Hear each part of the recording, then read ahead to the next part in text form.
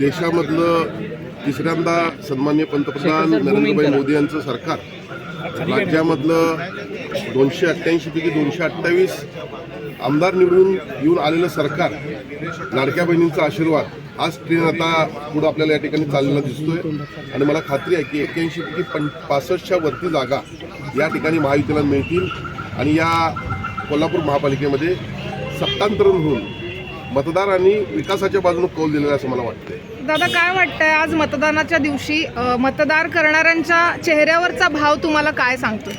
मी सांगितलं, लाडक्या बहिणी फार खुश आहेत. लाडक्या बहिणींच्यावर पाहिल्यानंतर त्यांचे हावभाव पाहिल्यानंतर लक्षात येत होतं, विधानसभेला लक्षात येतंय. आणि खऱ्या अर्थानं जर आपण पाहिलं तर गेल्या 5 वर्षामध्ये महायुतीच्या माध्यमातून कोल्हापूर शहरामध्ये विकासाचं वारं वाहते आणि हे मतदारांनी मान्य केलेलं आहे. निवडणुकांमध्ये अंतिम टप्प्यामध्ये विरोधकांच्याकडून अगदी विधानसभेला देखील AIचे जे काही टेक्निक आहे त्या माध्यमातून अनेक आरोप केले जातात. यावेळेला देखील केले गेले, पण मतदारांनी ते झिडकारलेले आहेत आणि निश्चितपणे कौल महायुतीचा असेल असं मला वाटतं. 15 जानेवारी काँग्रेसच भारी असा एक टॅगलाईन त्या ठिकाणी होती. आज 15 जानेवारी काँग्रेसच भारी अशी टॅगलाईन होती आणि त्या टॅगलाईनच्या माध्यमातून या ठिकाणी आपला झेंडा फडकेल असा विश्वास सतेज पाटलांनी व्यक्त केला.